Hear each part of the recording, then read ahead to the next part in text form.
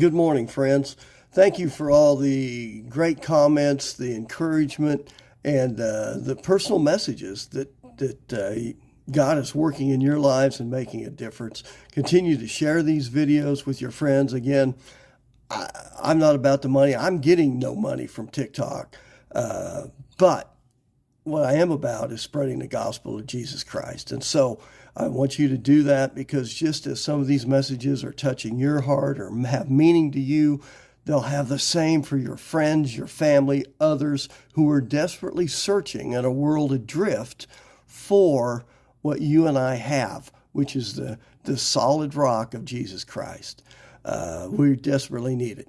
Today, what I wanted to share about is the story about the bags in Matthew 25, verses 14 through 30. It's one of my personal favorite stories because it's basically about the responsibility and accountability that we as servants have with what the master gives us. You may be familiar with the story. If not, look it up. 25, Matthew verses 14 through 30.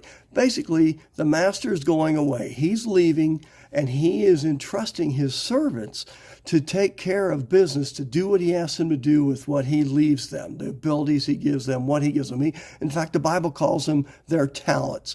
To one he gives 5, to another he gives 2 bags, to a third he gives 1. The Bible tells us all based according on their abilities, their opportunities, and what they're willing to do. So he leaves, and by the way, his expectations when he comes back are not the same. He doesn't expect the 2-bag servant, for example, to give back 5 bags in return. He'll take it, but that's not what he expects. Nor does he expect the 5-bag servant to only give him back 1 or 2. And so he comes back. The 5-bag servant gives him 5 in return. He says, "Well done, my good and faithful servant." 2-bag, same way, gives him back additional 2 bags. Well done. But the 1-bag guy, he hit it because he said, "Well, I knew that you were tough. I knew that, your expectations might not be realistic. So I just hit it." And of course, he's not happy with that guy. He takes that bag, gives it to the wealthy, to the 5-bag guy, and tells him to do something with it. But the bottom line is, what do you think would have happened to the 5-bag guy if he'd only given him back 2 bags? I can tell you now, he would have been completely disappointed. He would have said, "I gave you more than that. I entrusted you to do more than that. And that's all you give me? That's the effort with the opportunity I give you?" What does that have to do with you and I? A bunch. We are all servants that God has gifted, each of us with varying levels of talents and opportunities. We're all servants of the Master. Are we giving an effort to utilize our talents and opportunities to the level He has gifted us? Or are we giving back a partial effort? And before you say, but I'm not as talented or brave or as gifted as so-and-so over there or this pastor or my friend, let me remind you of a couple, 3 things. Number one, we live in the United States of America. You can love or hate what all happens in the United States, but this is still the greatest country in the world with the most opportunities in the world and the greatest freedoms to make a difference wherever you are at, whether it be with your home, your schoolmates, your friends, your coworkers. This country allows you the freedoms to make more difference than anywhere else in the world. Number 2, we have access to more wealth, more media, more freedoms, as I mentioned, opportunities than any country in the world. I am reaching people all over the world through my stupid phone. Think about that. On TikTok, an old 62-year-old coot is reaching people through his phone.